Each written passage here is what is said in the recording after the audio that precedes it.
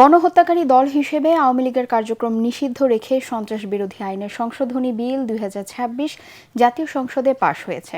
স্বরাষ্ট্রমন্ত্রী সালাউদ্দিন আহমেদ বিলটি সংসদে উত্থাপন করেন।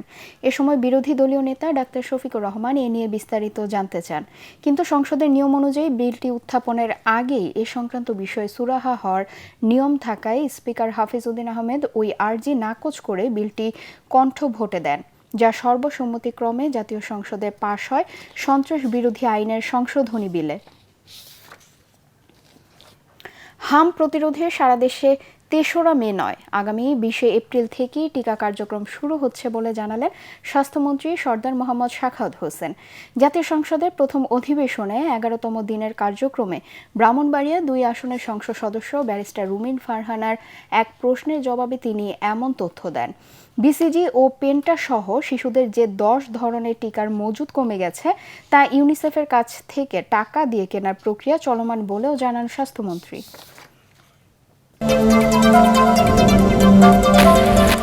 এদিকে দেশের বিভিন্ন জেলায় হামে আক্রান্ত রোগীর সংখ্যা বেড়েই চলছে।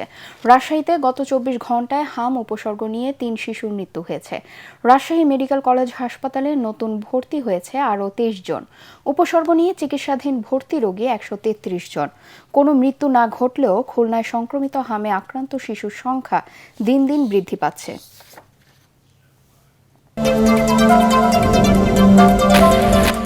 জাতীয় সংসদে ৫০টি সংরক্ষিত নারী আসনে নির্বাচনের তফসিল ঘোষণা করেছে ইসি। তফসিল অনুযায়ী ভোট গ্রহণ ১২ই মে। বুধবার দুপুরে নির্বাচন কমিশনে সিনিয়র সচিব আক্তার আহমেদ এই তফসিল ঘোষণা করেন। ৫০টি আসনের মধ্যে বিএনপি জোট পাবে ৩৬টি, জামায়াত এনসিপি জোট ১৩টি ও স্বতন্ত্র জোট পাবে ১টি আসন।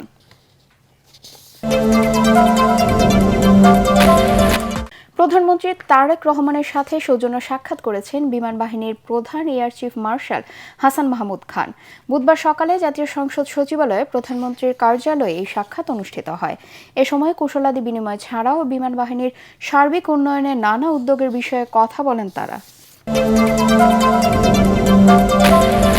মধ্যপ্রাচ্যে যুদ্ধবিরতির ঘোষণার পরও বাংলাদেশে জ্বালানি তেলের গ্রাহকদের আতঙ্ক কাটছে না। বুধবার সকাল থেকেই রাজধানীর ফিলিং স্টেশনগুলোতে দেখা গেছে গত কয়েকদিনের তুলনায় যানবাহনের দীর্ঘ লাইন। পাম্প সংশ্লিষ্টরা বলছেন, আতঙ্কিত হয়ে অতিরিক্ত তেল কেনার প্রবণতা বন্ধ না হলে সহজে ভোগান্তি কমবে না ভোক্তাদের। বিস্তারিত জানাচ্ছেন তৌহিদুর রহমান নিশান। মধ্যপ্রাচ্যে সাময়িক যুদ্ধবিরতির ঘোষণা আসায় উদ্বেগ উৎকণ্ঠার কিছুটা অবসান হয়েছে। সেই সাথে বৈশ্বিক বাজারে কমেছে জ্বালানি তেলের দাম। বাংলাদেশে জ্বালানি তেলের দাম না বাড়লেও ভোক্তাদের আতঙ্ক দূর হচ্ছে না, যে কারণে বুধবার সকাল থেকে রাজধানীর ফিলিং স্টেশনগুলোতে গত কয়েকদিনের তুলনায় বেড়েছে গাড়ির চাপ। আরো বেশি না হলে তো 7 ঘন্টাও লাগার কথা নাই সকাল থেকে। আমি অসুস্থ মানুষ, রাত ৩টার সময় আসার পরে শুনি যে পাম্প বন্ধ। এই রাতে এখানে ঘুমাইছি, কাল দুপুরে ভাত খাইছি। রাত্রের থেকে বলতেছে তেল নাই, কিন্তু তেল তাদের আছে, কিন্তু তারা তেল যে কোনো কারণ তারা সিন্ডিকেট করে তেলগুলাই করতেছে। দুপুর গড়ালেও তেলের গাড়ি না পৌঁছায় যেসব পাম্পে তেল দেয়া শুরু হয়নি, সেখানেও সারা রাত ব্যাপী অপেক্ষার পর অসুস্থ হয়ে গাড়িতে শুয়ে আছেন অনেক চালক। অসুস্থ ভাই, গতকালকে ১২টায় খামারবাড়িতে সিরিয়াল ছিল, খামারবাড়ি থেকে এই পর্যন্ত আসছি গতকালকে রাত বেলা ১২টার থেকে। ১৪-১৫ ঘন্টা হয়ে গেছে, এখন পর্যন্ত আমাদের কোনো মালিক কেউ বলে নাই যে আমাদের ড্রাইভারটা যে রাস্তায় চলে গেছে তেল নিতে, ও কি খাইলো না খাইলো এই খোঁজ খবরটা এখন পর্যন্ত কোনো মালিক আমাদেরকে রাখে না। রাস্তাঘাটেও যানজটের সৃষ্টি হচ্ছে তেলের দীর্ঘ লাইনের কারণে, যা সামলাতে বেগ পেতে হচ্ছে আইনশৃঙ্খলা বাহিনীর সদস্যদের। আতঙ্কিত হয়ে তেল কেনার ব্যাপারে গ্রাহকদের অতি উৎসাহ কমানো না গেলে এই ভোগান্তি কাটানো সম্ভব নয় বলে মনে করছেন অনেকেই। নাগরিক হিসেবে ততটা সচেতন না। প্রত্যেক মানুষের গাড়িতে পর্যাপ্ত পরিমাণ তেল থাকা সত্ত্বেও যার যার বাসায় স্টক করে আবার তেল নেয়, যার জন্য এই কৃত্রিম সমস্যাটা আরো বেশি সৃষ্টি হচ্ছে। তৌহিদুর রহমান নিশান, এটিএন বাংলা, ঢাকা। লালমনিরহাটের পাটগ্রামে উপজেলার ধবলগুড়ি সীমান্তে বিএসএফের গুলিতে আলী হোসেন নামে এক বাংলাদেশি নিহত হয়েছে। আহত হয়েছে আরও 2 জন। বুধবার গভীর রাতে উপজেলার ধবলগুড়ি সীমান্তের পূর্ব পানিয়ারটারি এলাকায় এ ঘটনা ঘটে। নিহতের লাশ ভারতের অভ্যন্তরে রয়েছে।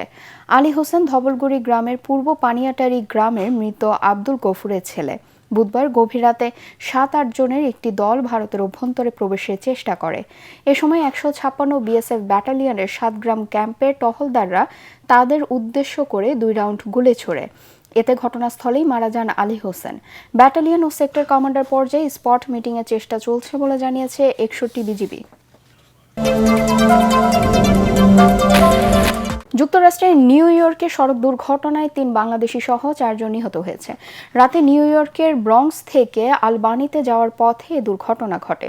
কলম্বিয়া কাউন্টি শেরিফের অফিস জানায়, ক্লেভরেক এলাকার স্পুক রক রোডে দুটি গাড়ির মুখোমুখি সংঘর্ষ হয়। এতে ঘটনাস্থলেই 29 বছর বয়সী নাজমুল রুবেল, তার বাবা হীরামণি ও নাজমুলের এক বন্ধুও মারা যায়।